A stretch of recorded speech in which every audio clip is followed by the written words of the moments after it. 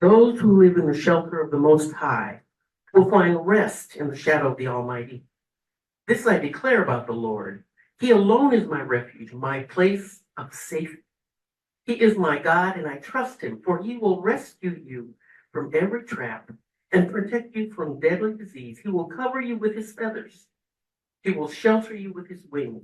His faithful promises are your armor and protection. Do not be afraid of the terrors of the night, nor the arrow that flies in the day. Do not dread the disease that stalks in darkness, nor the disaster that strikes at midday. Though 1,000 fall at your side, though 10,000 are dying around you, those evils will not touch you. Just open your eyes and see how the wicked are punished. If you make the Lord your refuge, if you make the Lord your Most High your shelter, no plague will come near your home. No evil will conquer you, for he will order his angels to protect you wherever you go. They will hold you up with their hands, so you won't even hurt your foot on a stone. You will trample upon lions and cobras. You will crush fierce lions and serpents under your feet. The Lord says, I will rescue those who love me. I will protect those who trust in my name. When they call on me, I will answer.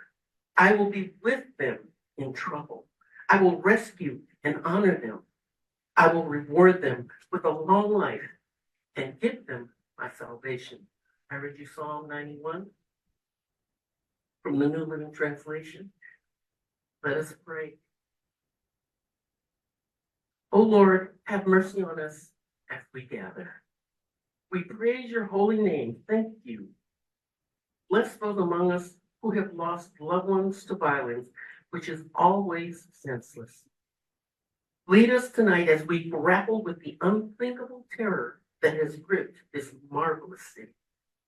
Bless those around the world who are innocently perishing. Bring us to peace and bless our deliberations. We seek you now. In the name of the Father, Son, and Holy Spirit, amen. Amen.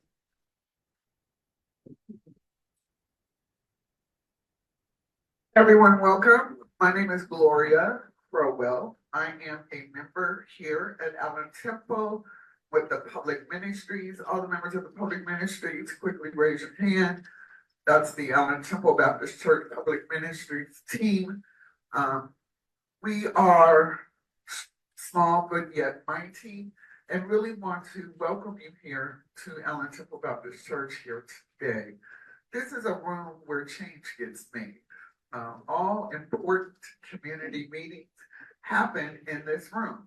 So I just want you to think about that as we move further and get ready to really ingest some solutions to the problems in which we're always talking about.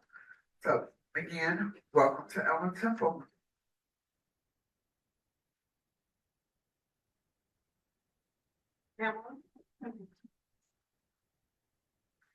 Hi, my name is Pamela Drake, and I'm a longtime member of the Block by Block Organizing Network.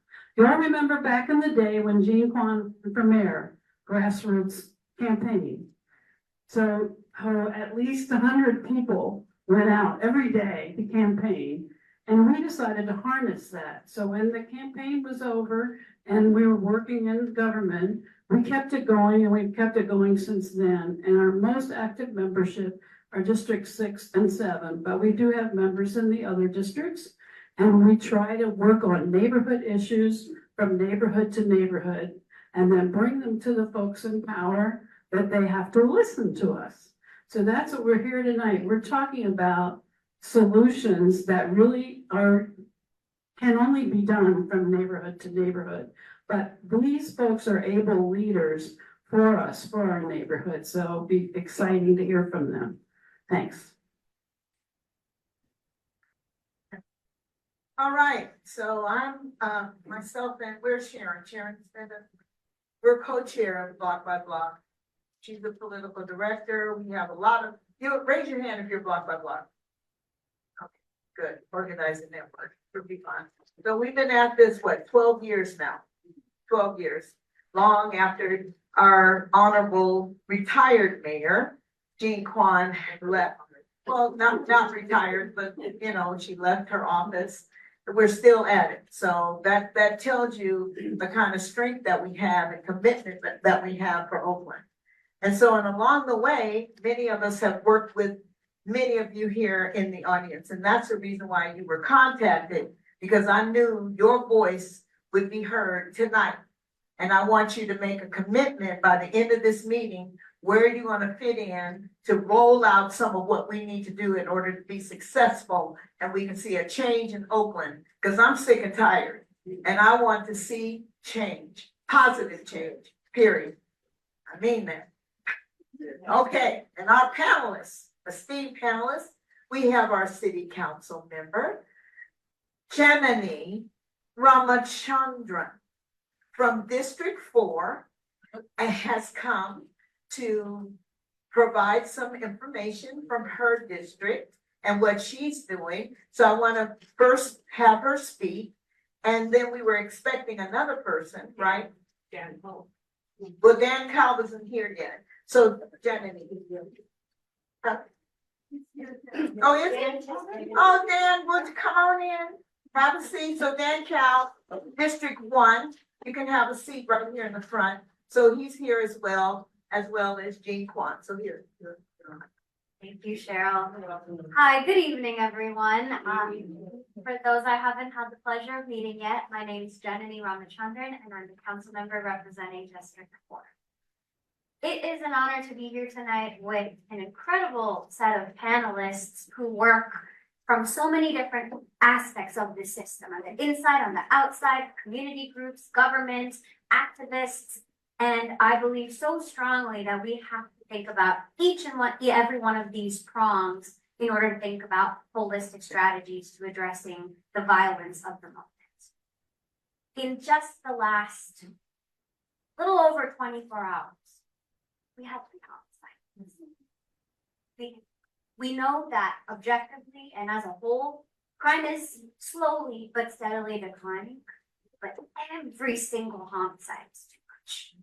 Every single car break is too much. Every single auto burglary is too much. And I believe that many of us from within the government, we want to praise that change is slowly happening, but we do not want to forget the everyday struggles that Oakland residents are experiencing as we speak. With that being said, I want to use my 5 minutes today to share 3 silver linings and 3 reasons why I feel positive about what's to come in the next few months. First and foremost, we have new leadership. We have a brand new police chief, Chief Floyd Mitchell. We have a brand new chief of the Department of Violence Prevention. We will hear from Ms. Mitchell later today, and we also have a series of other new department heads, one of which that is connected to public safety in a great many ways is the Department of Transportation. And when we think about transportation, what's the connection to crime and violence and safety? It's a department largely responsible for thinking about how we curb sideshows. It's a department that can have an impact in thinking about how we craft our streets so that they're safer, how we think about maybe temporary road closure so that they're safer, more walkable. There's a whole lot of branches to this city that play a role in public safety. And I believe that these 3 new incredible leaders will provide a much necessary new perspective on different elements of public safety. The second silver lining I wanted to briefly talk about is technology. We know the downsides of what's going on when it comes to OP staffing issues. We know that's an issue for many of our departments. How do we keep up with the level of violence of the moment despite not having enough staff, both sworn and non-sworn, to be able to meet the challenges of the moment? We can harness technology that frankly we haven't over the past several years. Well, let's start by thinking about the front line of public safety, 911 dispatcher response. How many people in this room have called 911 and have had to wait more than 2 minutes for the phone to be answered? Or you know someone that has?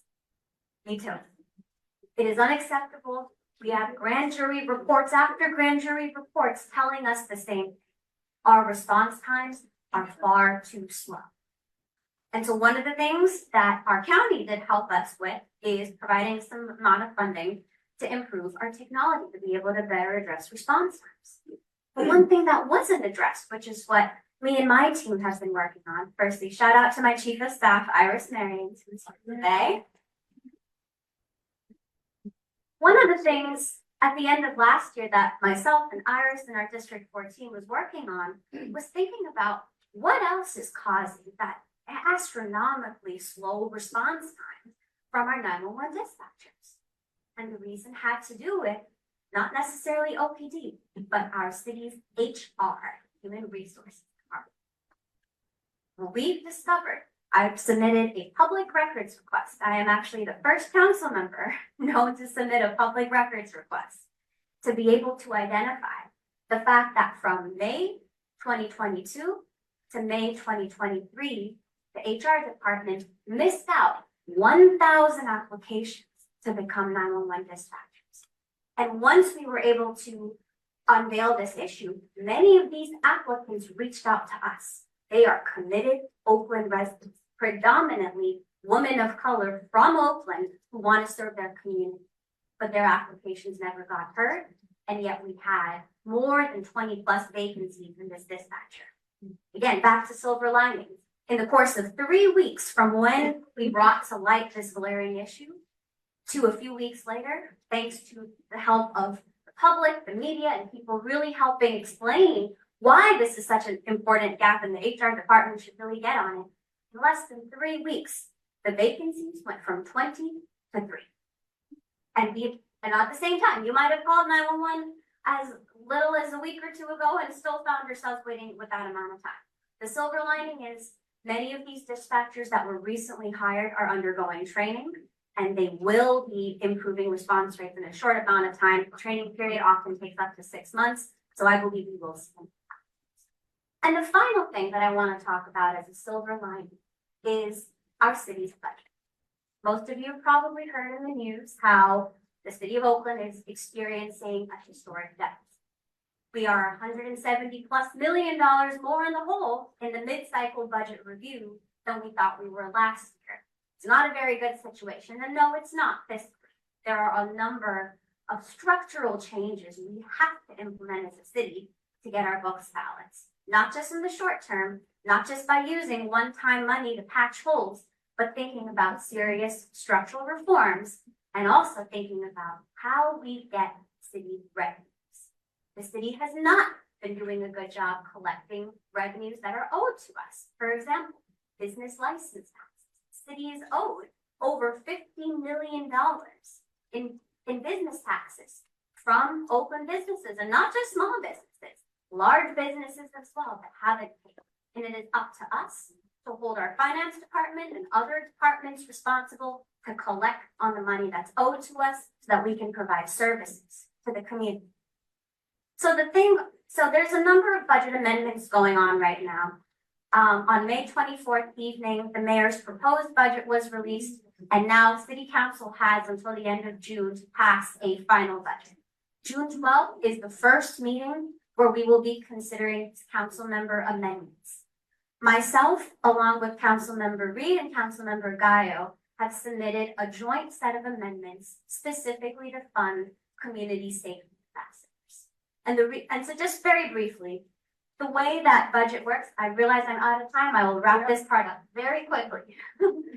So we have submitted a proposed amendment to fund an East Oakland Community Safety Ambassador strategy, allocating a small amount of money to each of our respective business corridors, the Laurel and Diamond, Hagenberger, and Fruitville, to be able to provide civilian-run ambassador programs that in the past, pilot programs have had a proven effect in decreasing crime. This is again one part of a holistic strategy. Community ambassadors, along with walking officers and OPD and OCDOT and every other department that's involved, and of course ceasefire and violence prevention, all of this plays a role in improving that public safety. And I hope that City Council can pass a set of amendments to have a holistic East Oakland community safety Yes. So right now, since Ms. Janet has taken a little bit extra time, I would like, we're gonna open it up for questions just for her. So hang on in there, just for her, because she has to leave, all right? But what I would like it to not be a comment, but a question. And then your response has to be quick and to the point. Because behind you are panelists that were on the flyer and are participating this evening, and we appreciate you. You're just awesome. Dan? Okay. And if it's a comment, I'm gonna cut it. Go ahead, sir. Thank you. Hello, Councilmember Ramirez. Thank you for your work that you do at council. I'm sorry, my name is David Peters. I've heard you and others coming for the Black woman director of the finance department over, is it $9 million? Less than 50. It's less than 10% of the budget shortfall. $85 million shortfall due to budget trick that the council pushed through. $50 million in carry forward that was added to balance the budget at the last minute, the adjusted budget at the past budget, and it's $30 million. That we're gonna. Your question is, Okay, I gotta provide the information. It's your question. I'm sure she has the background. But Your everybody- question but is, everybody- but your question That's is, everybody in the room. your So there's question an is, $85 million shortfall in the budget, but I haven't heard anybody in council questioning the source, the reasons, and why that $85 million budget shortfall happened, and what we're gonna do for it not to happen again. It feels a little bit like I'm not actually sure what the question was from it, but I think what I will be happy to share very briefly is that there are a number of things that led us to the fiscal situation we're in. Not only the failure on collecting business license taxes, that is one part of it, but it's also factors frankly outside of the city's control, which is primarily the drop in real estate transfer taxes. Now, real estate transfer taxes are incredibly volatile and depend on the sale of property in the city of Oakland. Interest rates have been low, and there's been less exchange of property, both residential and commercial. Please didn't answer. So 85. interest rates have been very high. And so there are a number of other factors as well, but these are two of them. And I do encourage you to visit, to come to Finance Committee tomorrow morning at 9:30, where we will hear a continuation of the finance report on what are the root causes of this unprecedented deficit that we're in. 85 million is half. okay, so what I'd like to say, because one of her suggestions is to go to the finance committee meeting tomorrow morning at 9:30. Go to the finance committee meeting tomorrow morning at 9:30, so you can hear more about the budget. They Every meet 2 weeks. every 2 weeks. Mary Forte, District 7, thank you. Actually, District 6, when I got redistricted. My question are, with the sale of the Coliseum, what is Plan B if the, what is Plan B if the sale does not go through? And the amount of 105 million, when the original amount was 120 million. There's a difference there. Also about what happened, where's the money that the Raiders still owe us? I think that's 95,000 million. What's the effort for getting that money paid back to us? Thank you. Thank you. That will be the last question for Jacqueline, and we need to move on to our panel. Why I'm a member, but I'm not wearing that hat, so I'm not. Thank answering the question. I will, just for the sake of time, I'll answer the Coliseum question, and I can talk to you separately about the other issues, but I have more questions right now than answers when it comes to the $105 million proposed to be sale. So firstly, I'll start off by saying I very much support ASEG, the African American Sports Entertainment Group. I think they have a powerful vision of what the Coliseum can look like. Now, will this deal be completed in time for the money to hit our city coffers to close this budget deficit? That I do not know. So for the first time on Thursday, we had a closed session discussion on what this deal looks like. And while I can't talk about what happened there, on Wednesday, June 12th, will be probably one of the biggest city council meetings of the year, frankly, where not only we're going to be talking about the budget, but we will also have a public presentation from various parts of city administration on where we're at with those negotiations and what they're able to share. 3 p.m. it starts. That item will probably be heard early on in the meeting rather than later, just given the public interest. And I personally would love to see this deal go through. It's a question of timing just because of the A's controlling the county's share. There being pending litigation about that county share of money and a lot of uncertainties. But I would love to see the Coliseum complex turn into the vision that ASEG wants to create. It's a matter of timing and uncertainty around that. Thank you, Councilmember. Yes. The meetings are on Zoom too, and we want to thank you for your time and effort coming. Public comment. So the clerk this week did change the way on making public comment if you're trying to speak on Zoom. So if you're used to submitting an electronic speaker's card, as of this week, you need to submit that 24 hours in advance before the meeting starts. And if you need help submitting a speaker's card, feel free to talk to myself or Iris. It was a surprise to me. I don't know. Okay, thank you very much, Tiffany. I appreciate you, council member. And Dan, thank you for coming as well. I would like to introduce our panel. We're going to do this one by one, okay, so that you can then give an overview of your program and what's working and your status in the current budget and how can community help. Okay, all right, we're going to start with Reverend Demita Davis Howard, who is the director of Ceasefire. Let me read you a little bit about her. Reverend Demita Davis Howard is the assistant pastor at First Mount Sinai Baptist Church, Missionary Baptist Church in Oakland. She served as a member and chair of the Board of Governors of the Alameda Alliance for Health, the organization that oversees provision of quality health care to Medi-Cal recipients and underserved children and families in the county. She, as a community organizer, she's passionate. She spent many years coordinating the work of the Oakland Community, OCO, Oakland Community Organization's Live Free campaign.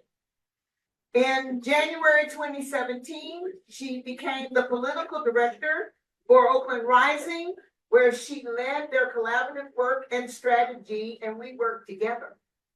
And lastly, and currently, Demita serves as the City of Oakland Ceasefire Director. Let's welcome Demita. Good evening, everyone. Or I need the mic. Okay. So, Before she gets started, I've been told several times that the bathroom is straight down this hallway for men and women, and that there's delicious sandwiches and chips and water in the back. Go on, sorry. that's all right. So I am the director of Ceasefire. I came out of the community, first from labor. Many folks in this room here. I've worked with all of the panelists, maybe with the exception of one.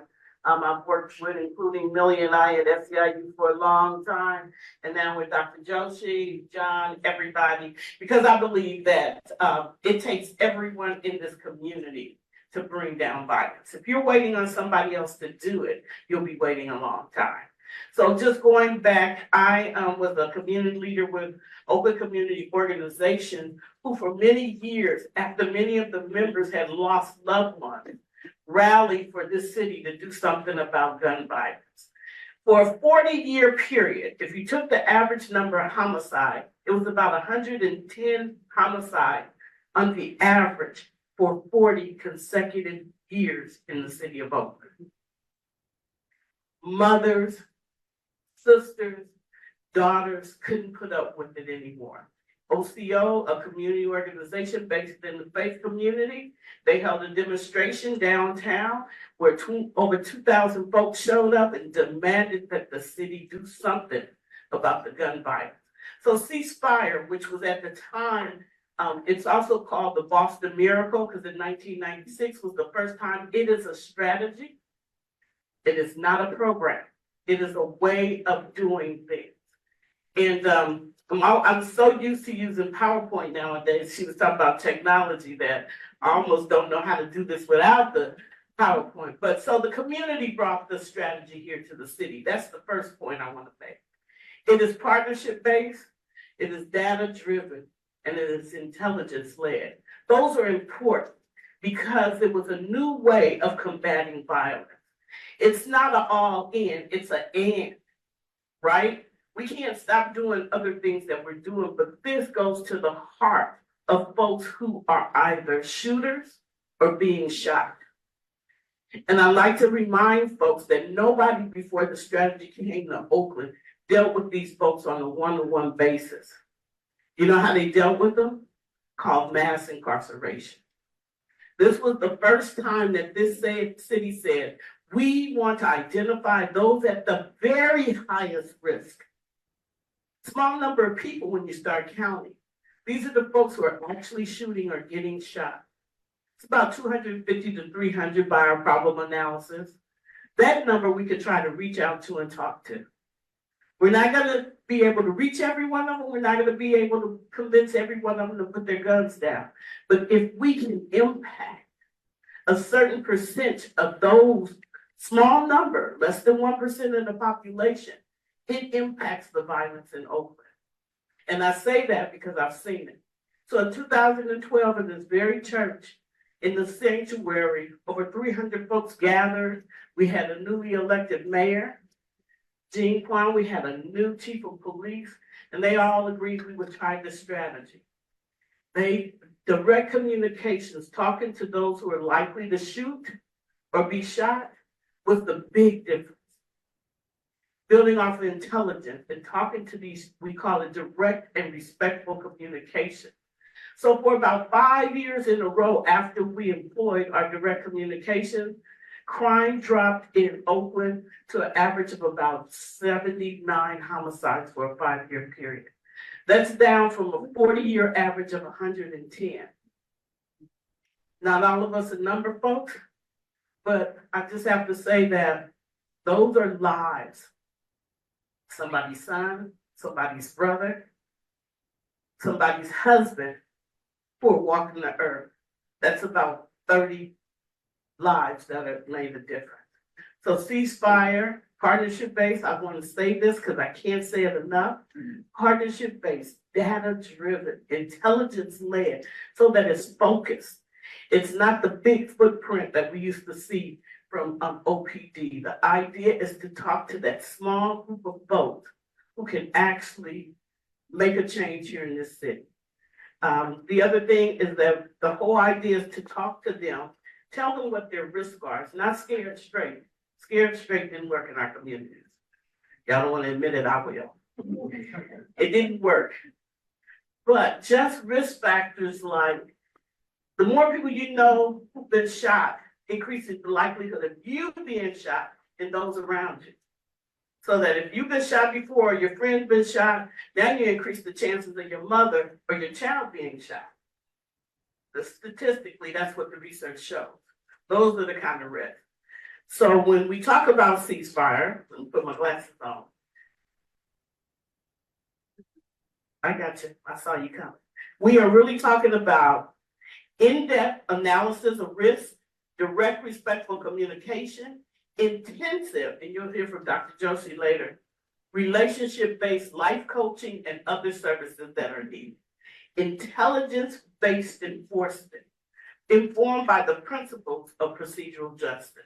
These activities are implemented continuously as a closely coordinated joint strategy to reduce shootings in our city.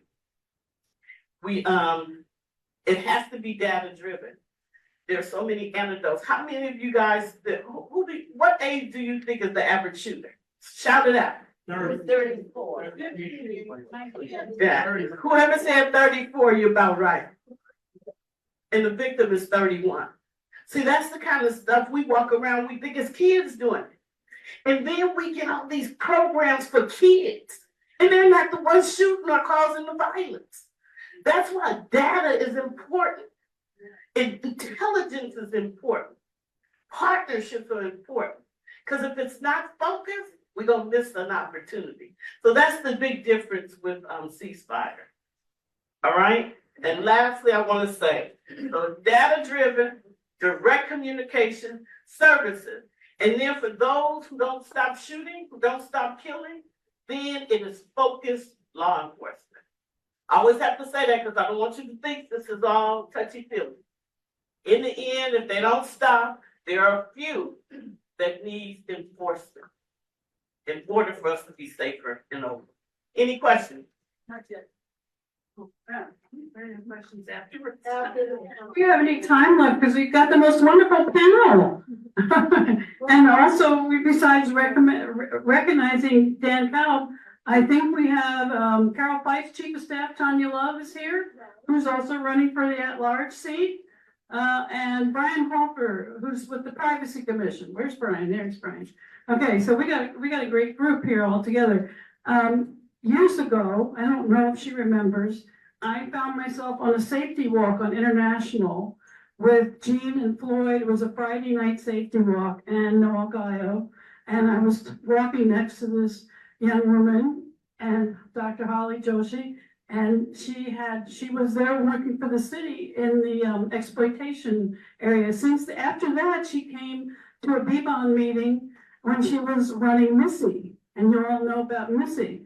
Since then, she's done so many things, I can't actually keep up with all of them. You were the social justice director for Glide, and now we're lucky. She's back in Oakland. She's running our Department of Violence Prevention.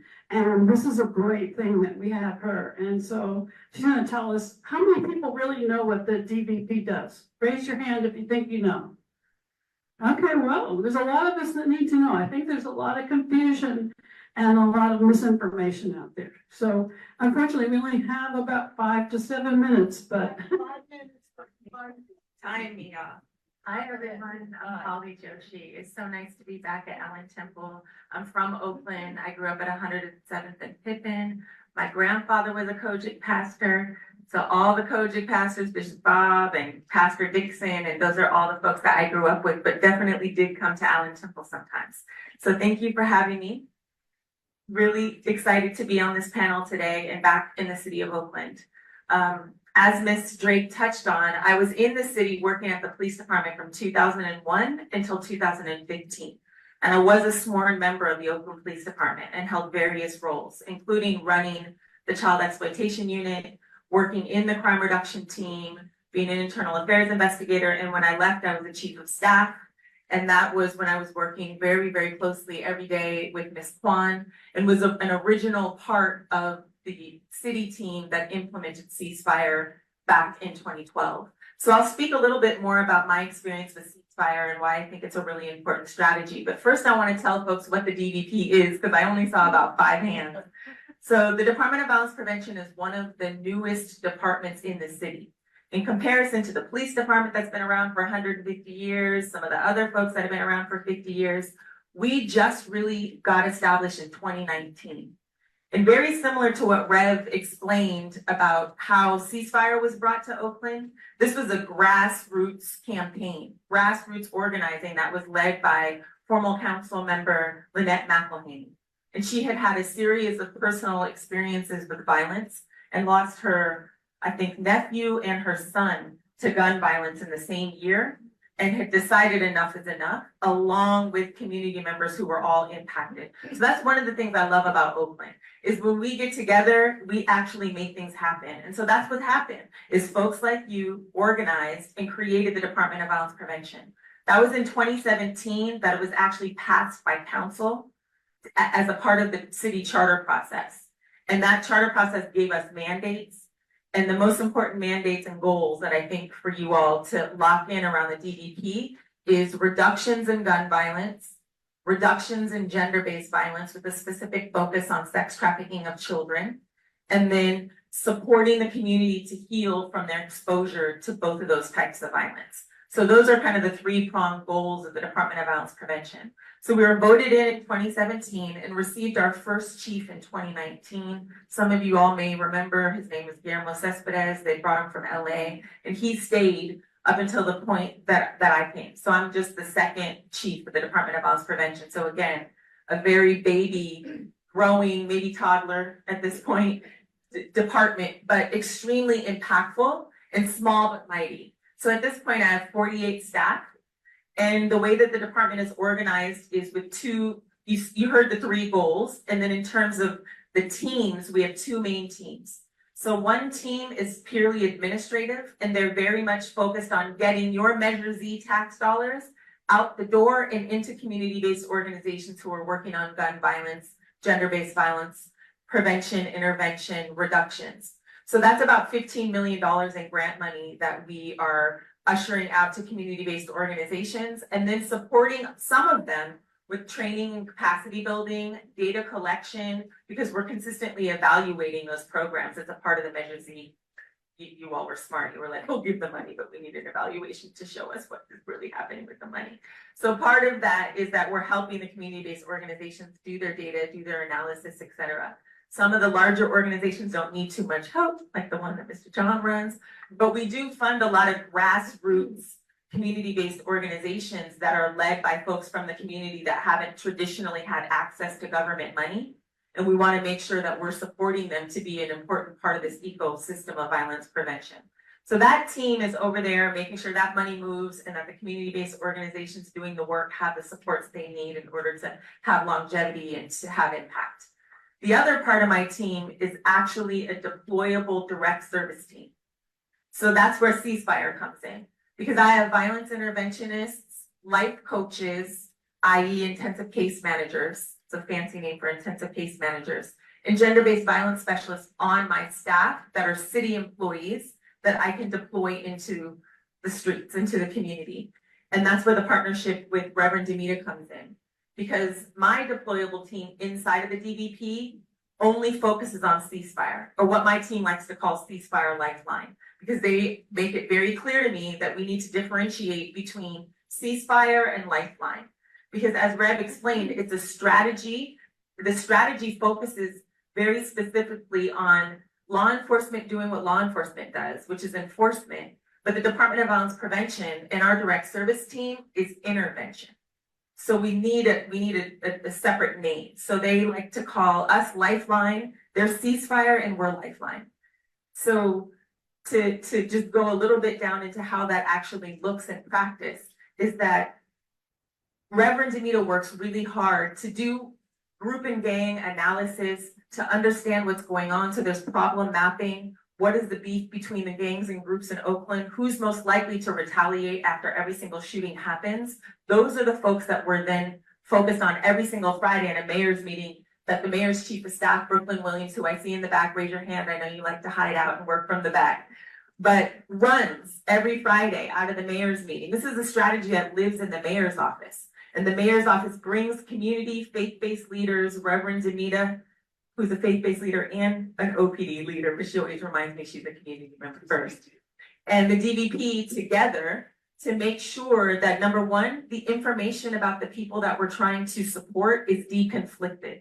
What we mean by deconflicted is if OPD has a case on this person for a shooting or a homicide, I won't ever see that.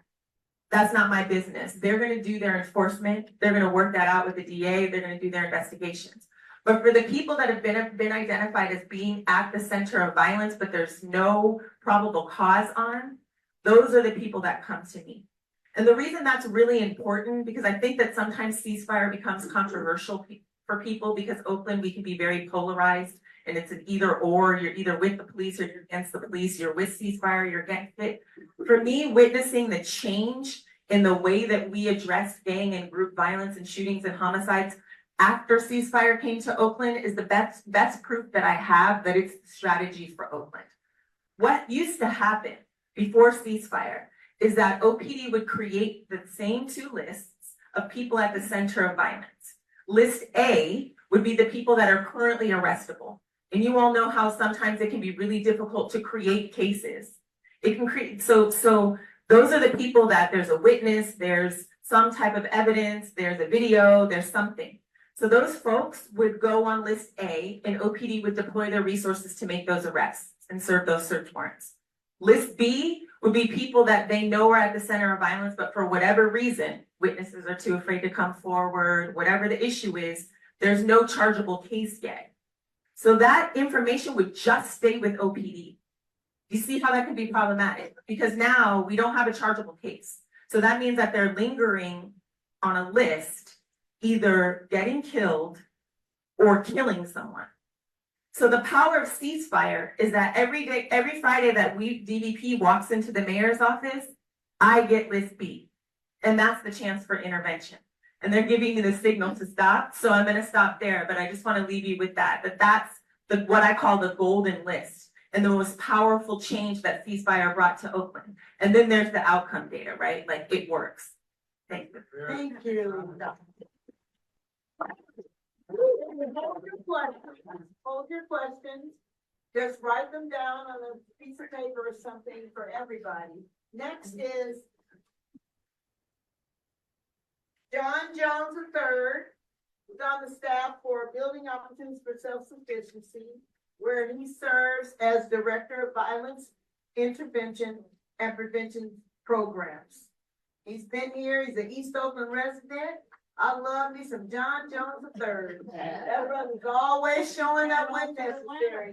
So, John, why don't you pick up the mic and take your 5 minutes, please? Thank you. Okay, thank you, and I'm glad we're in a house of worship. It's gonna take a miracle for me to stay within 5 minutes. Whose keys? Mine. Yours?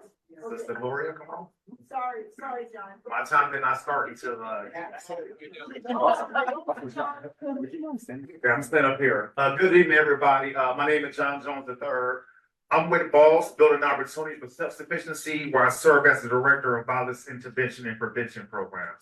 And I want to say real quickly, I'm blessed to be here. This is homecoming for me.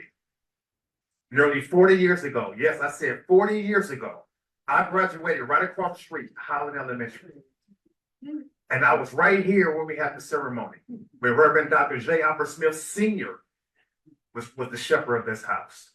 And I'm starting there for a reason, because in 6th grade, I won literally every academic achievement at Highland. I was the spelling champ, right?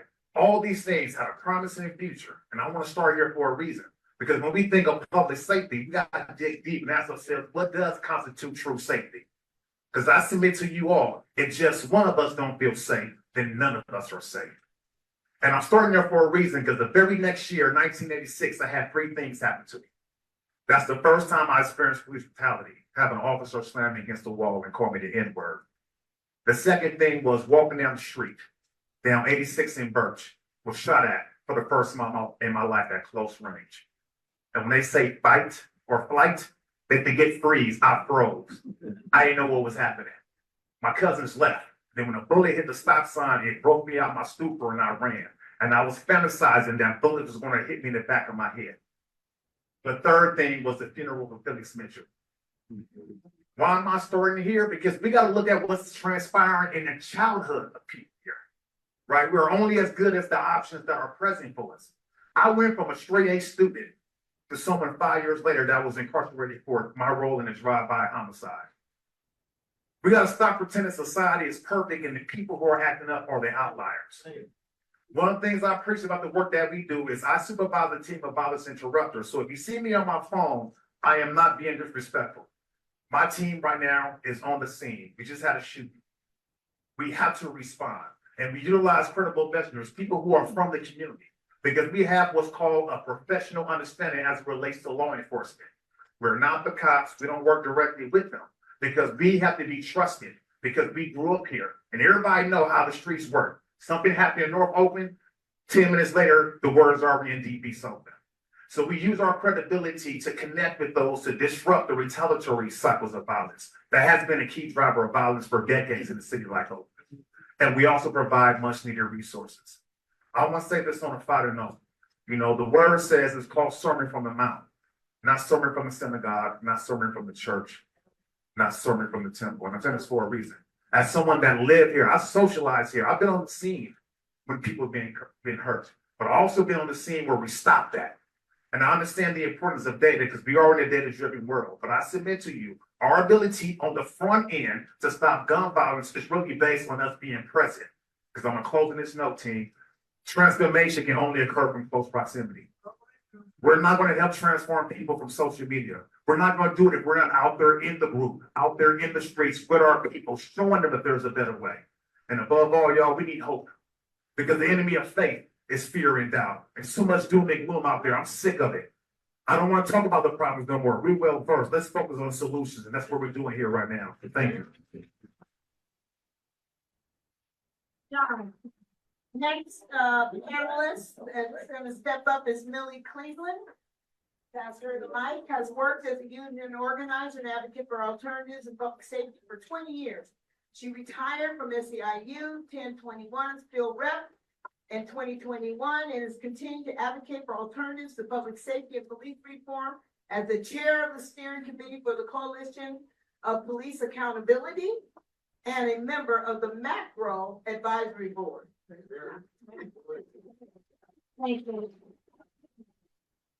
I entered the public safety work back in the 80s when I was asked to go to Fremont High School to resolve racial conflict between the Blacks and the Asians. If you remember, during the Asians, there were a lot of Southeast Asians that were coming into Alameda County, and there was a growing conflict between those groups. And what I was able to do was to train students in mediation so that we held mediation sessions to resolve conflicts. That program became very successful and expanded into 4 different high schools and 3 middle schools. It doesn't exist today because they won't fund it. Always boils down to money. But it was very successful. It later moved into an expanded program out of the direction of West Oakland Mental Health Center under the leadership of Dr. Isaac Slaughter. I don't know if any of you remember him. And we expanded into neighborhood mediation and a mentoring program out of Prescott Elementary School. In fact, I'm really proud to say that every day I run into violence interrupters and other young people who are working in alternatives to violence programs, ceasefire, that came out of my programs from conflict resolution. We were at McClymonds, Castlemont, Fremont, and Oakland Tech. At some point,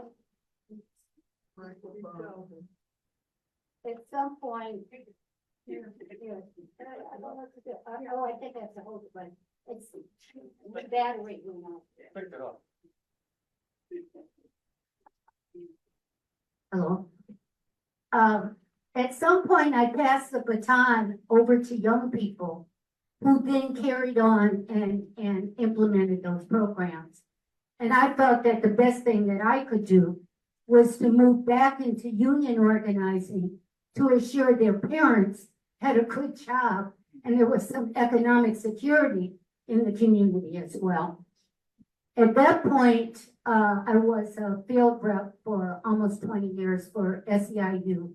And one of my directors was Reverend Davis at that time when I worked for Local 790. So then later, after retiring, I became active in the Coalition for Police Accountability.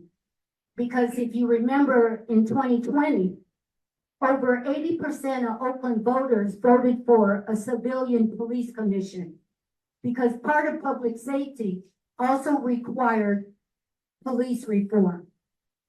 There was too many incidents of racial profiling, a lot of harassment on the streets, and antagonism between OPD and the community, and it still is.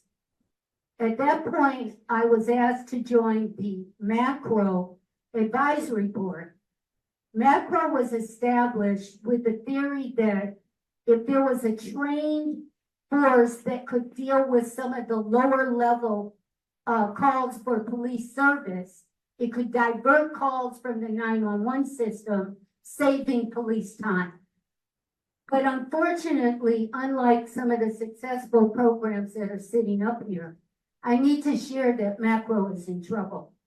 It is programmatically flawed. And it's flawed because it is not getting the community input that a community program must have if you're developing. In order to have a successful program, you have to have some sort of call analysis of the calls coming through 911. What are the calls that the police don't need to go to? What kind of responders do we need?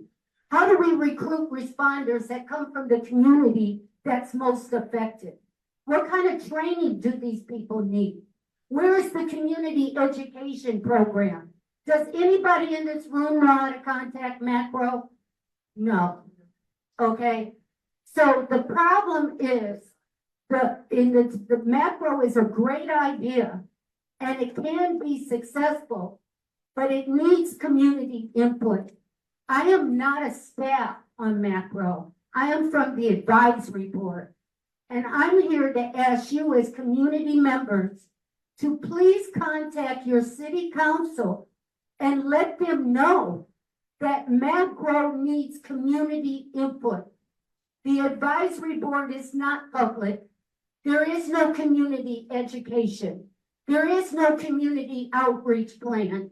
There is no call data analysis. The program is currently funded by grants. If we cannot document and prove the effectiveness of a program like this, in 2 years, it will be gone. Because if they have to ask for money out of the general fund, they will not provide it.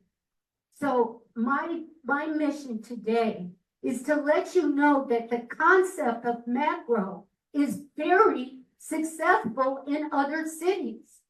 But I need your help to contact your council people and let them know what really is needed is the development of an implementation group. We need a work group that will do the hardcore work of analyzing the calls coming through 911, evaluating best practices that are going on in the country, having more input on the development of the training that the responders need, and most importantly, hiring an outside independent evaluator. So I passed out some of these sheets and I will pass out more. Please contact your city council person and ask them to support the concept of a work group to make sure macro actually does do what it was developed to do. Thank you.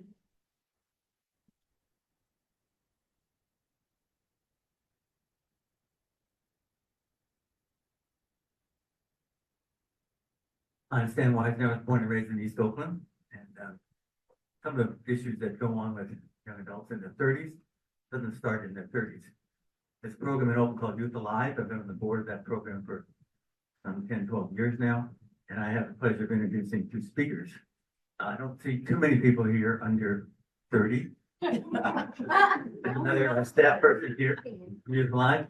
First of all, the program manager, MaryAnn Alvarado, will speak and describe all the programs that Youth Alive has, including Teens on Target, but also violence interrupting programs and works in hospitals with gunshot victims and their families. It has other programs as well that she'll describe.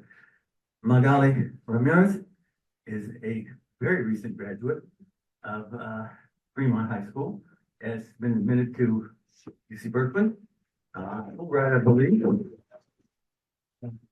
First in her family to attend college, was valedictorian of her class, and you'll be hearing a voice from a young person tonight at the very least. So with that, I will pass the baton on to Ms. Alvarado, who is working on her own degree in psychology and has a degree in criminal justice as a background. So you're on. Hey. Thank you, Frank. Hi, everybody. My name is MaryAnn Alvarado, and I am the program manager for the Violence Prevention Program Teens on Target at Youth Alive. So just to tell you a little bit about Youth Alive, it has about 3 branches, I like to call it. It's prevention, intervention, and healing. Our healing department offers counselors to the community. So a lot of the students that I get to work with receive counseling from Youth Alive counselors. And then our intervention team, which consists of our Caught in the Crossfire program, our Pathways program, and we also have violence interrupters that consist of members of the community that really have come back to do the work. So our Caught in the Crossfire program, we have staff that respond to homicide victims and people that have been impacted by gun violence, and they do bedside visits. So they go to the hospitals and they offer their services to the ones who have been impacted by violence. So if they need to get back on their feet, if they need to go through rehab, if it's a young person, you know, do they need counseling as well? So they kind of hold their hand and give them the support that they need, the support that their family needs as well. We have a Pathways program that consists of case managers that are in our high school, that are in our middle schools as well, that offer their support to the students that need to get back on track, to the students that have recently come out of the system and need to kind of find their footing again. And our prevention program, which is the program that I manage, is our Teens on Target program. We are located in Castlemont High School, Fremont High School, and now Skyline High School. We offer the high school youth leaders an opportunity to be part of our program so that they can speak out and have a space to discuss what they're seeing in the community. Some of the topics that we cover at TNT are the root causes of violence. So we talk about poverty and how that can lead to violence. We talk about social media and what that is. And social media is not just Instagram and Snapchat and TikTok. We discussed that social media is also the music that they're listening to, the movies that they're exposed to at a very young age, the shows that they see just maybe in passing, what they're seeing in the news. So all that plays a part in what they're taking in, right? So part of TNT is changing the mindset of our young people.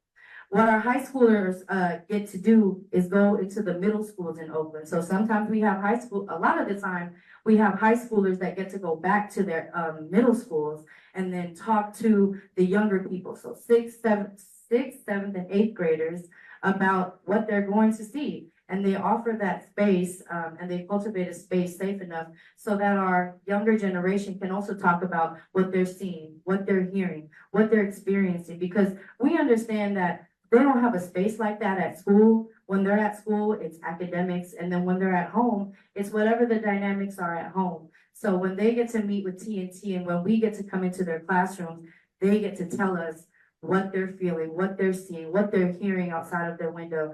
And let me tell you, when you ask kids any of those questions, they're so inclined to talk and to tell you what it is, you know, and they're so innocent. So when we get to speak to them at that age, I have a 9-year-old daughter and she has really intelligent conversations with me about things that she's seeing as well.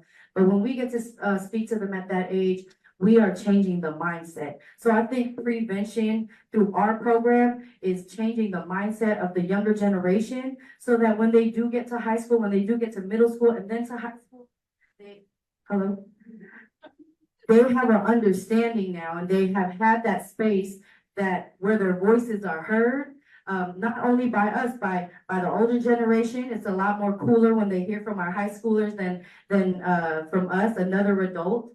But they share. They're sharing what they're seeing. They're sharing what they're hearing. They're sharing their concerns because they don't have a space to share this type of information. So when I speak about Teens on Target as a violence prevention program, it's a seed that we plant when they're young, and we don't get to see the fruits of that labor until they're a little bit older. So some of the kids that I have in my high school program, I actually met them when they were in 7th grade, 6th grade, and some are in 8th grade that are now seniors in high school and about to graduate. So how I know our program works is when I see a 6th grader and they're fighting and they have a reputation of not paying attention in class, and then I see them grow and now they're in high school and now they're part of the solution, part of the program, and their mindset has changed about how they handle themselves, I know that this program is working. So that's a little bit about what I do and about what Youth Alive does. I'm gonna go ahead and hand it over to Magali, who is a recent graduate, a graduate of Fremont High School, just to kind of tell her experience, share a little bit about her experience with our program.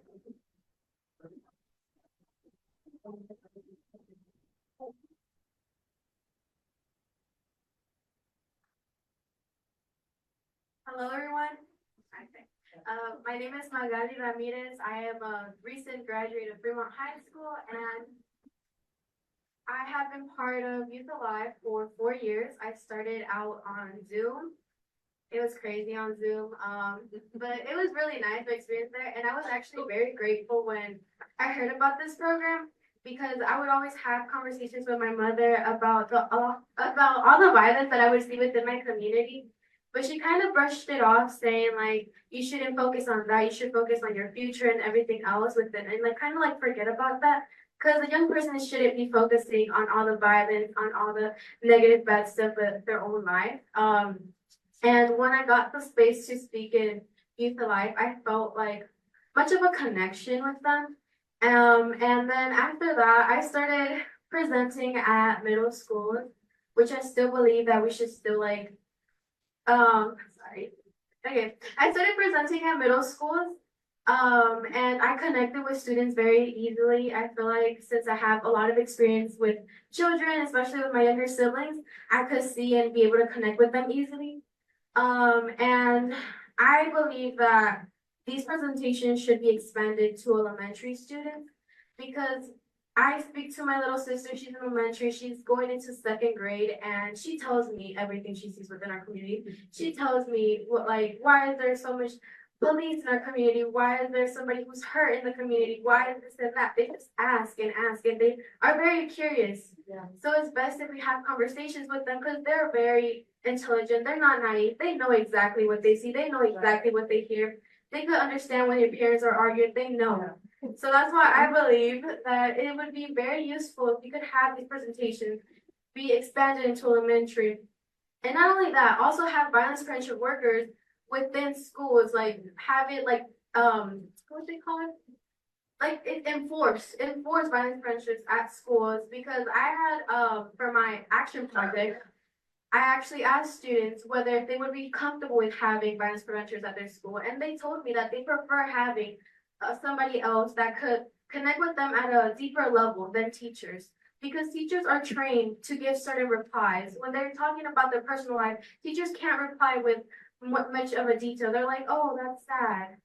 Oh, that happened. Oh, like they can't really tell you more than that. So having somebody else they could rely on, somebody else they could trust on and talk about issues would be a lot better. And not just have one within school, have multiple, because there's so many students that we have to target. So I just believe that if students are willing to do this, it's better to have it within our schools. Another thing is, my lord, okay. Sorry. I believe that we should have mental health programs within our schools, or like career path programs, because within high schools, you're always trained to like do a lot of like normal academic stuff, but you never have any experience of what you want to do in college. You don't know exactly what you're going to do in college. You're just like, you're going to figure out when you're there. And I feel like if students have the ability to have extracurriculars or extra programs that teaches them what to do later in the future, they're more prepared and more focused what I'm going to do in the future, instead of going into it and being lost. And that's where a lot of students drop out within high school or drop out in college, because they don't know what to do. They're not taught anything else but like the easy routes, which is like robbing or have a part-time job or like working 9 to 4 for the rest of their life. And I don't feel like anybody wants to do that for the rest of their life. And if they I am so if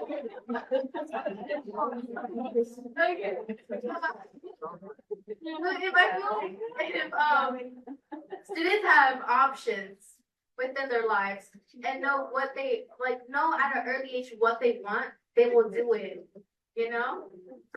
So thank you.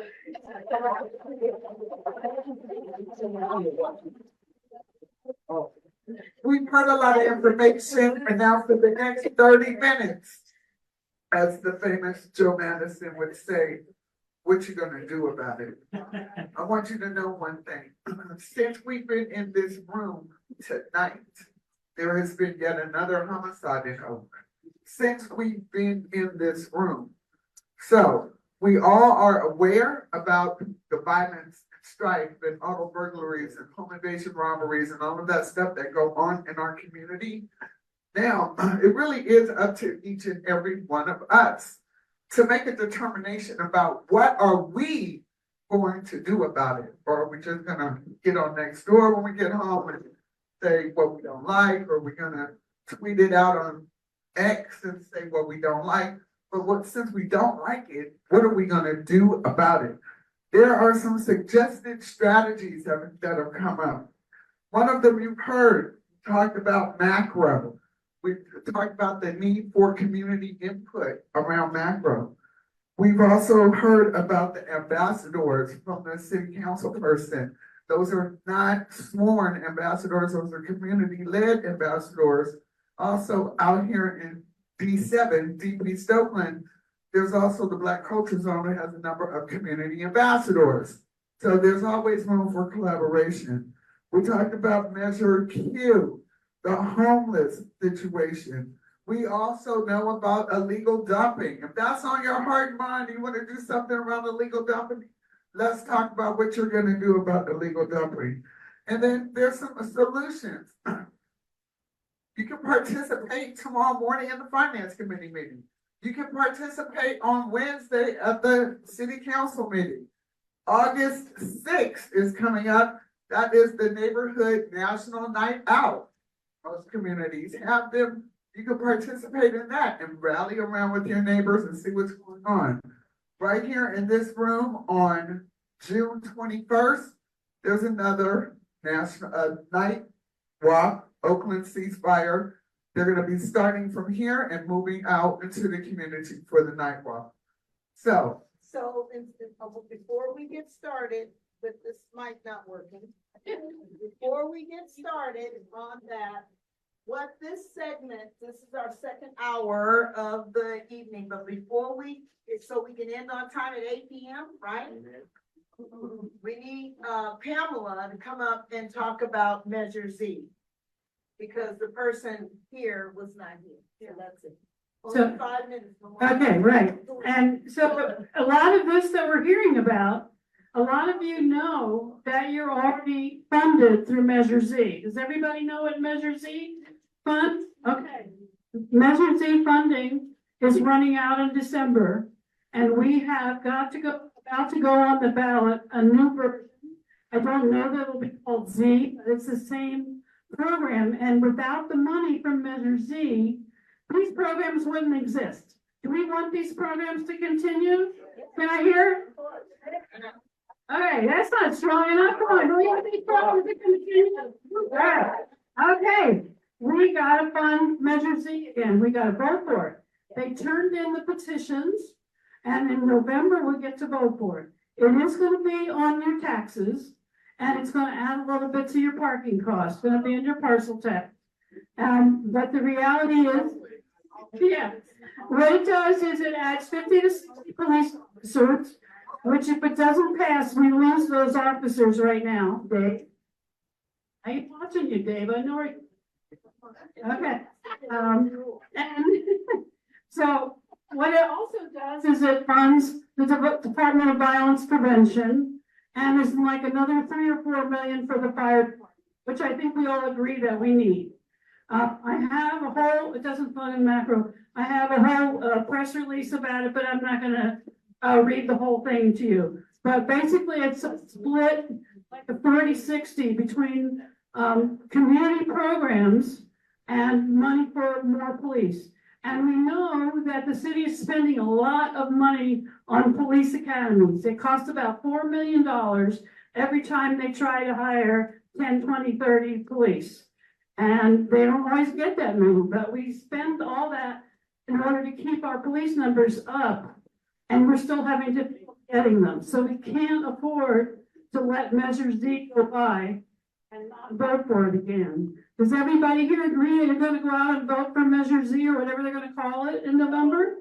Yeah. Yes? Okay. So we'll have me to answer to it, and I do know where you live. You know that. Yeah, okay, that's all I wanted to say about Measure Z, and we'll go on. Cheryl. So it's for renewal. It's a renewal. So it will raise it just a little bit. No, it doubles. It doubles it. It doubles. It's quite And a, it doesn't have data. Renters have to pay. are you, no, okay, good. Okay, it was written by it was a confluence of a lot of different groups put together, but nothing's ever perfect. Remember that all these measures, you can apply that for a low income exemption. Okay? That's in there. But the reality is, if we don't wanna hear all these doom loopers talking about being robbed and all this stuff, and we really, really don't wanna see any more of these young people die. I used to teach an adult ed over at Edward Shands. And my students, I lost a lot of students there. Okay, so we can't have this anymore. So we gotta put our money where our hearts are. Okay, so right now, we're gonna move on, and what we're going to do, one of the things that I don't like if in certain kind of community meetings is where you're just being spoken at, and you don't get a chance to participate. So this is not gonna be a didactic situation. So it's going to be where you can ask these panelists some questions, or you wanna make some comments, or some of the ideas that Gloria came up with. And the outcome for this whole thing, we have these flip charts all around, you see that? What I'd like for you to do is write your name next to what you think you're gonna help with. Okay? You're gonna get up, get your pen out of your pocket or your coat, or your purse, just a minute, I'm trying to give them an idea about what we're planning on doing in the next hour. So first, we're gonna talk to the panelists, get more information that you need, right? Ask questions. Next, you're gonna get up, but don't leave till somebody's at the door to stop you before you get up. Lock the door until you sign. I want you to put your name down, macro, I wanna work on macro. I wanna work on Measure Z, make sure that funding gets continued. I wanna work with Doctor, I wanna work with Youth Alive. You understand? I know some folks that need to be hooked up with John, with Boss. I know some folks that need to walk in the ceasefire. So, okay, but ask your questions, and Jonathan here is gonna help me pass the mic around to you so your questions can be heard, okay? Thank you. Here's a question back here. Thank you. We're almost done. We're gonna be out here at 8 o'clock. Don't go on your own. Hi, my name is Arvon Petit. I'm actually a member here at Allen. No. Oh, I can in the mic. All right, my name is Arvon Petit. I'm a member here at Allen Temple. Actually served on the Public Ethics Commission for 3 years. But I wanted to know about either Dr. Joshi or the Reverend about the data-driven information we're receiving related to the murders. I believe that there are a lot of people that are coming into our community committing crimes and these murders that aren't from our city. And is there any data on that? And how does that impact Ceasefire's ability to do crime prevention when the people that you're targeting may not even be from here? Well, if I may. So, just a couple of data points. We start seeing an increase of other folks for 2 reasons. They either live here and actually belong to violent gangs in other cities, or they belong to a gang here and actually live in the cities. So it's almost a wash in terms of data. But we did see some, and we are and have been, including a number of the nonprofits and the Department of Violence Prevention, have been building relationships with other departments.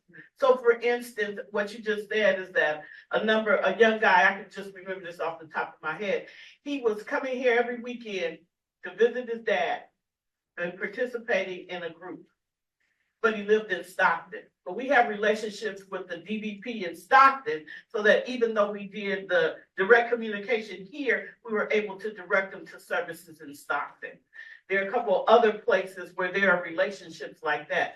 Boss has relationships in other counties. This is gonna be, it's regional. If you think about everything we do here in the Bay Area, most of the stuff is regional. People don't work in the same places they live. People don't live in the same places they work or go to church. So we have been developing a regional approach. It just hasn't been elevated up to the place where we're going to probably take it in the next couple of years, including I have staff coming from San Francisco to our data meetings. And like I said before, there are other networks that exist in the life coaching and the other services region. All right, my name is Eben Cambridge, Democratic presidential candidate for the United States of America. I was on the primary ballot. My question is, well, first of all, I wanted to say that I'm from Oakland. I've noticed a lot of crime has been, I guess, springboarding off of the theft that we've been seeing in our community. Just talking with people around the community, there have been an increased amount of robberies, carjackings, and things like that, and springing off of the petty theft. So my question is, I have a ballot initiative right now at the state legislative counselor's office to make theft of all personal property a felony. What do you think about that? Well, I can answer that. What I like to always say is that, first of all, I'm from Oakland. I graduated from Castleman. Is there a mic? I graduated from Castleman, so did my husband, my two sisters, his three sisters. We are from Oakland. And the reason why I got involved in ceasefire is because I was fighting to end mass incarceration. So I'm not going to participate in anything that adds to the mass incarceration of our young Black and brown men, which is what we have seen over the last 30 to 40 years. I'm sorry, that was a personal response. That was not the director of ceasefire. That was Demeter from Castleman. All right, real quick, I just want to say real quickly, I appreciate whenever someone shares their ideas related to solutions. Let me just share this with you all. There is a poverty corridor in Alameda County that extends from South Berkeley through North Oakland, West Oakland, East Oakland, going down to the unincorporated areas of Alameda County. If you look at this corridor, you will notice three things in particular, what's in common.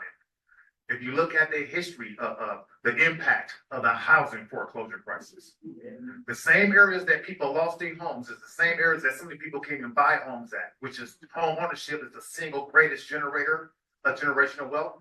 And you see the same thing related to crime and violence. So my point is we gotta go deeper because the other actions of crime and violence we never talk about is on the policy level. It's systemic violence. So we have to address both or we just be running in circles. Oh, okay. I can never show offline though. I can never show offline. Just a little bit offline. Next question. Tell them about the redlining, John. It goes back to that.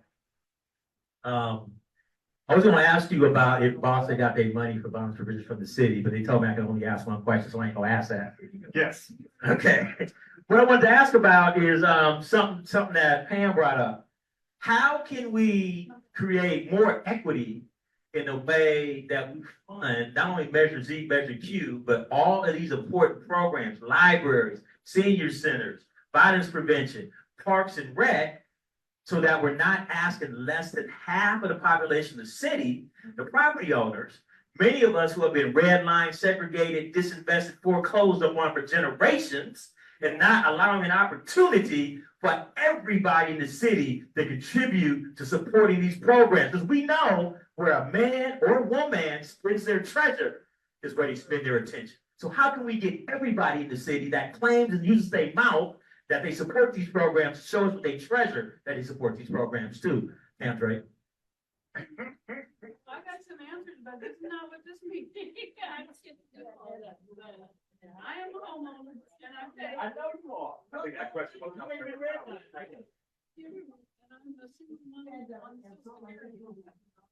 I don't know if they're answering or not.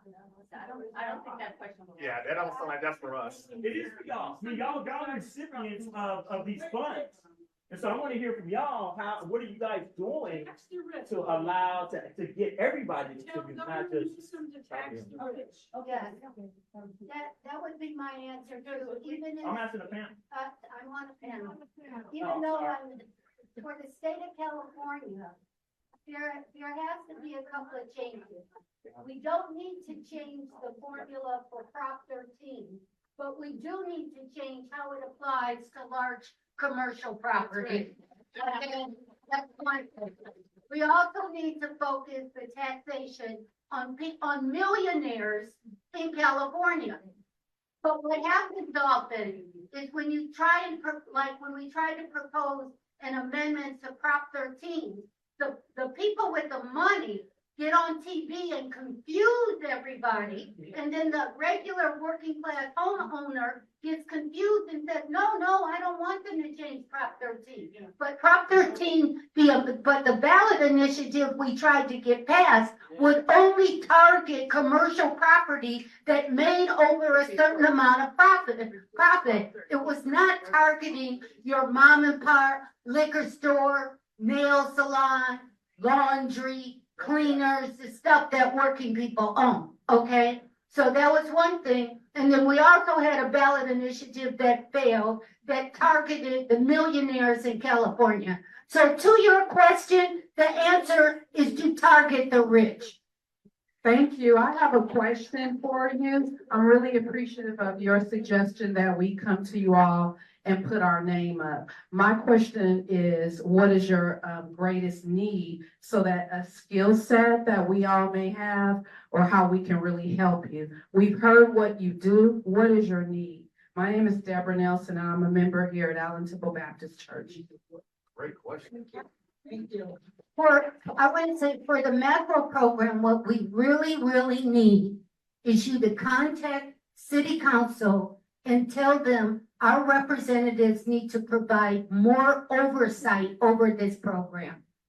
It has deviated from its original goals, and for some reason, the council has this hands-off mentality towards macro, and it needs to stop. It needs to be a working group that's public, that allows for people like you and everyone in this room to have input. Thank you. Is there any other need?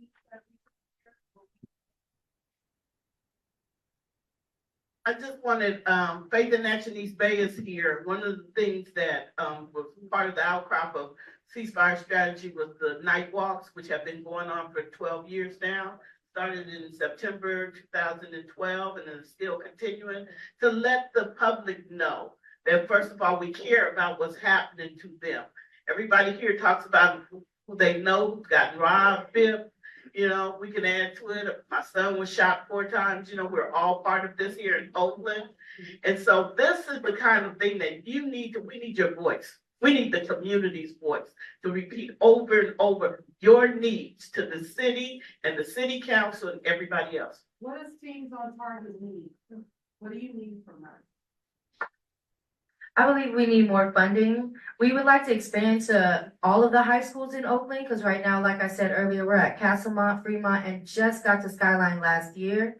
And the only reason why we can't expand is because we need the funding to pay another staff. We need the funding to also pay the high school youth leaders, because it's a stipend program.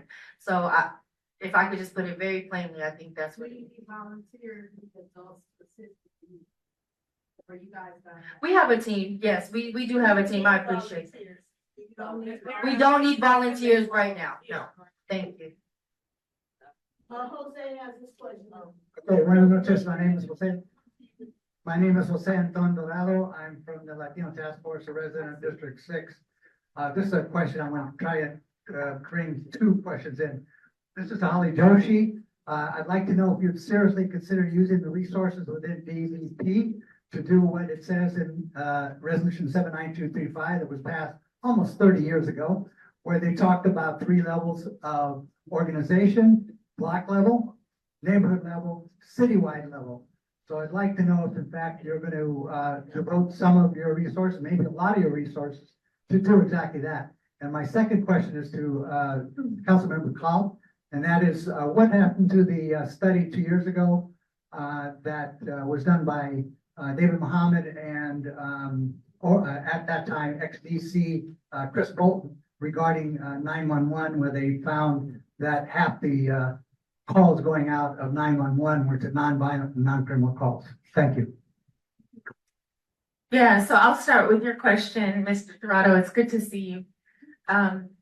So as you've heard from our partners here, Youth Alive and BOSS are both a part of the DVP network. So when I was talking about that $15 million that goes out the door each year, that's going to these folks. So the way that our ecosystem of violence prevention and intervention works in this city is my 50 people plus all of their hundreds of people put together, right? Because we have 35 different agencies that we support.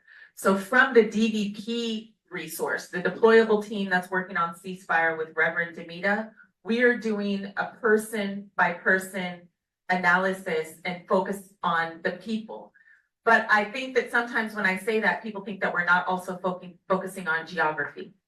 We are still focusing on what would be considered the hot spots. Like, for example, right now, International Boulevard is a hot spot, like more than ever, for both robberies and shootings and homicides, right? We have a lot of, speaking of our regional approach, what's going on International is we have a lot of folks coming in from Stockton Crips, to be more specific, that are running our street track, and they're bringing a lot of group mentality with them to run the street track, and they're shooting at each other and shooting at purchasers and Johns and even some of the girls.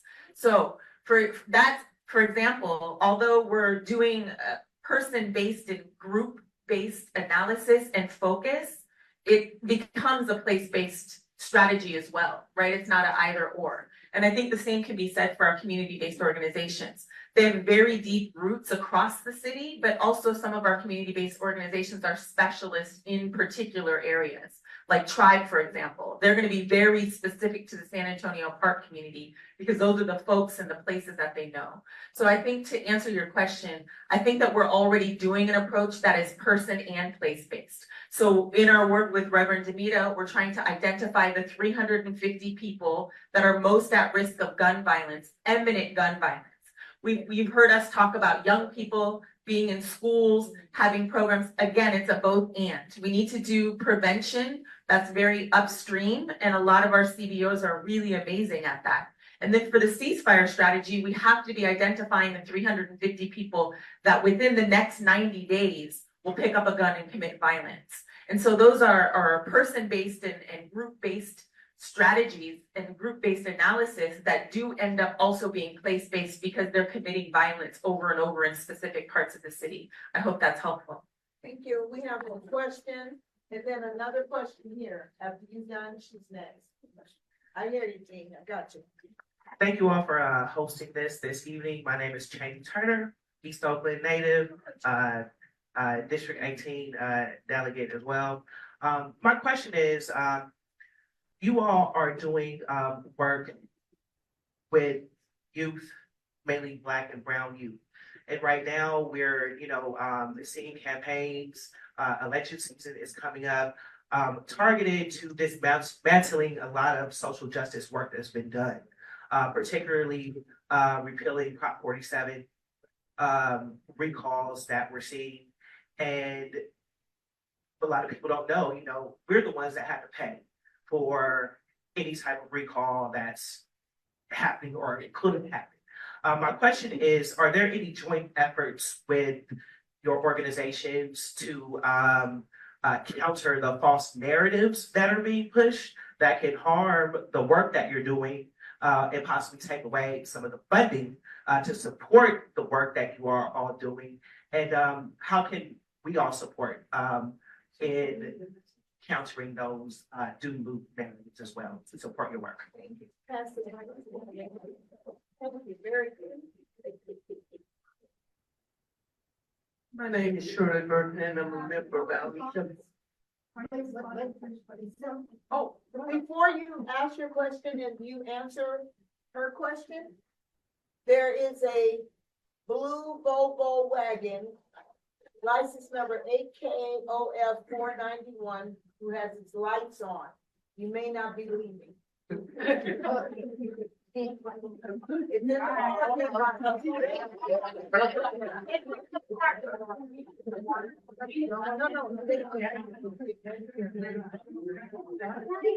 that's real quickly, great question, great question. So one of the things we're doing at Boss, we have our social justice collective, and we've been filming our series of Boss Talks. So we want people to speak from their personal spheres related to how do we, to your point, get ahead of this narrative. And we got to be very clear that political pendulum swings from left to right. Right now, it's swinging right, and it's swinging right here in Oakland, California. So to your point, what we have to do and what we need more of is more people willing to speak to their experience so we can humanize this thing that is really dehumanizing us. So I appreciate that question on a personal level. Don't know what's something. Pamela wants to answer. No, that's okay, Millie can do it. The question.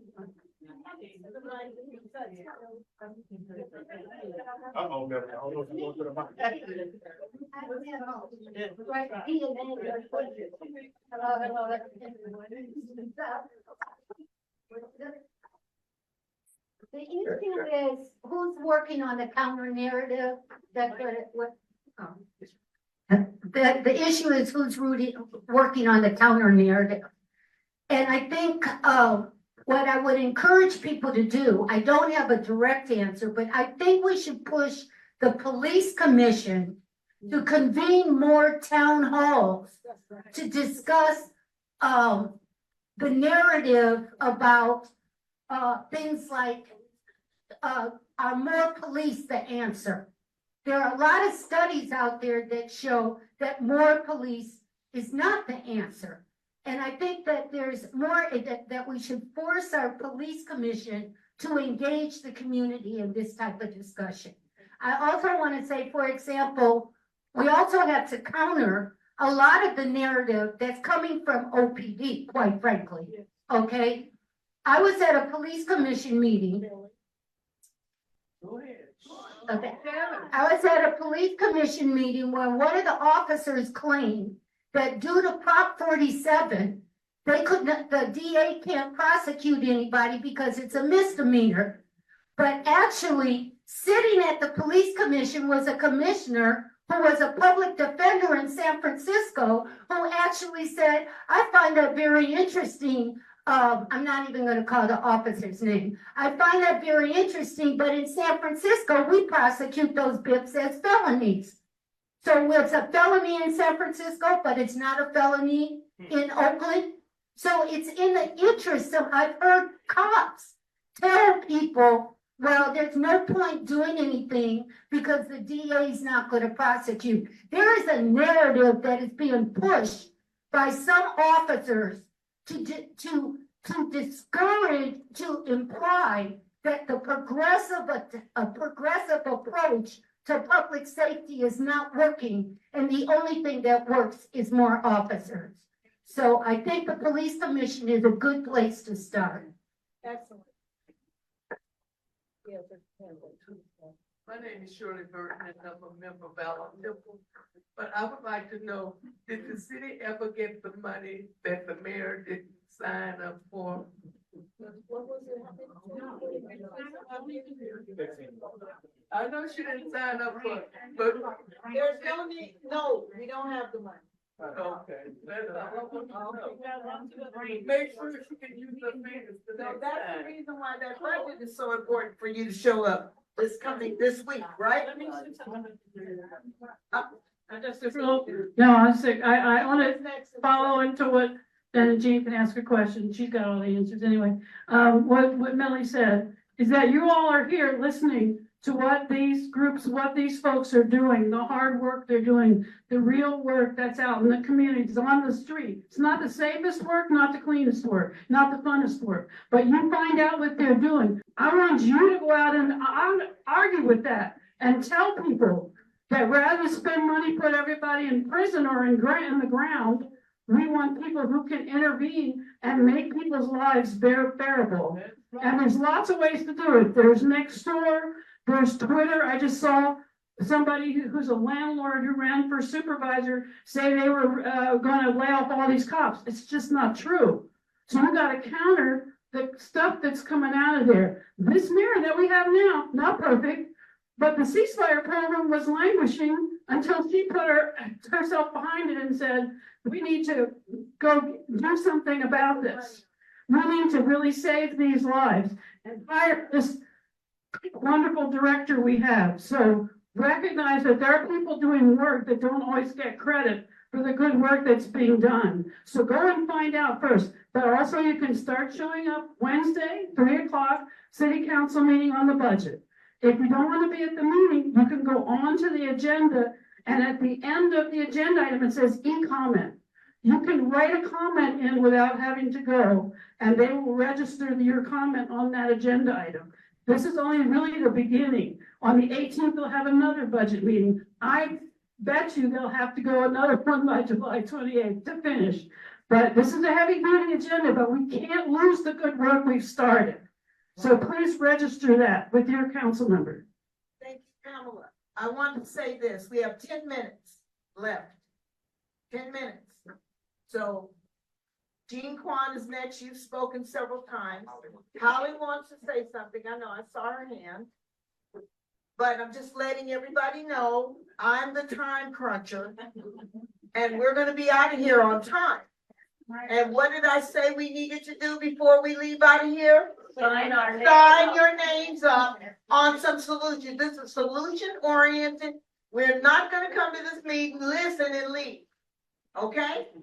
Let me ask the question, Holly. It's aimed at you anyhow. Okay. Let me ask Okay. my question. Okay, there you go. So, I think the question that the sister from Ellen Temple asked is what they could do. They have a big congregation. And so my question was, when we started ceasefire originally, we had a lot of church partners. And at that time, before we had so many counselors, some congregations adopted some of our hardcore people. We would look them in the eye and say, we may not have enough cops in Oakland, and we may not have enough cops to fight all the crime, but we have enough cops to follow you. And together with our church partners, we can keep an eye on you. So when we started ceasefire the first time, so that's why I wanted to ask you, you still in good community people who will mentor and take different kids who are on the edge. And what I want to remind everyone is that you could all do these meetings in your neighborhood. The proof of ceasefire, and I took a huge amount of hit. You can go and look at the Chronicle, because I think we're going to see those headlines again. For people who are accusing me of trying to be a social worker and not really caring about crime. Well, the proof was when Jerry Brown was mayor, we had 125 murders a year. Nobody gave him a bad time. When I left office, the murders were down to, I think, 76 that year. Right. And it's because we looked those kids in the eye, and they are kids still, even though some of them are shooters. They are our kids for whatever reason. We looked them in the eye and basically said, we're going to keep an eye on you. We can do it. We have enough resources to do that. And we believe we can turn you around. We didn't turn them all around, but moving the murder rate down by about 50 a year is a big deal. And for the last 4 years, when the last administration let this program fall apart, I would go with Reverend Batista and she wouldn't have any staffing. And right now, they're not going to have some staffing because a lot of people age out, taking other jobs. So the community really needs to step in and help. But the reality is in 4 years, we got the murders down by about 50 a year. You have a question? And my question was for Holly. Okay. So you still need those people. And right now, for the last 4 years, the murder rate's been over 100 a year. So we have to get ceasefire back in place.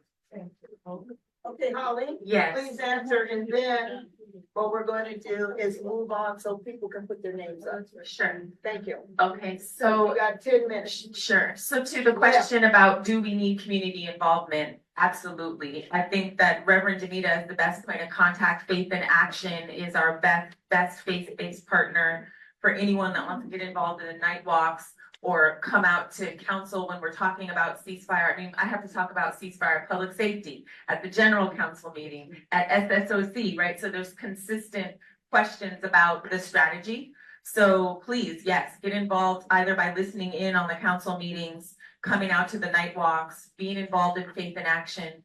as Ms. Kwan and Reverend already stated, this is a strategy that came from the community's demands. It's not a strategy that the city decided on. It's a strategy that grassroots community organizers came to us and said, we see this working in Chicago and we want you to try it here. And so we have to continue that community partnership and that community momentum in order to keep it.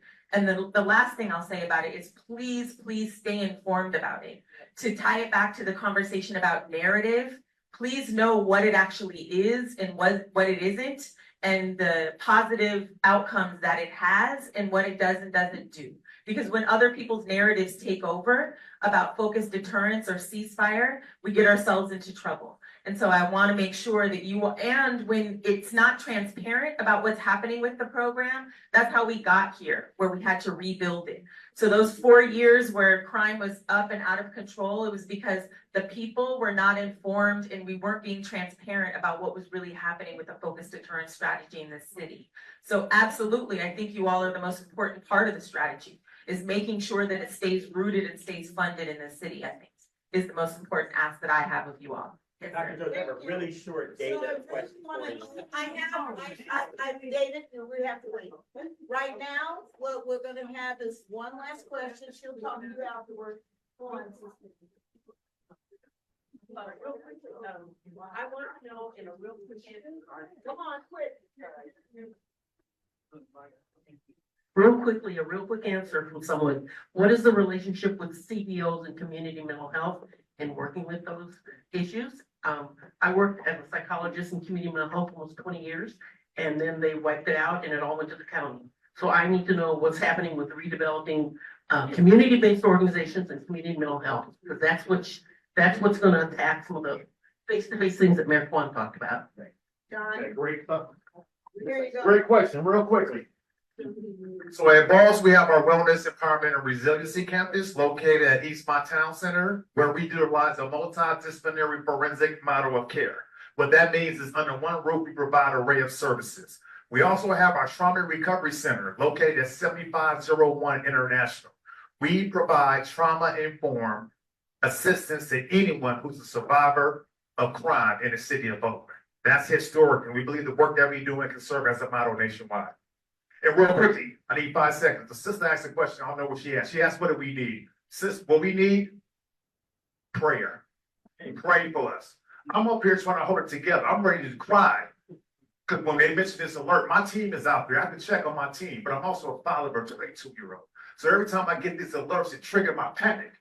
Sister Pamela asked me why I moved to Georgia. People understand that. I was tired of this.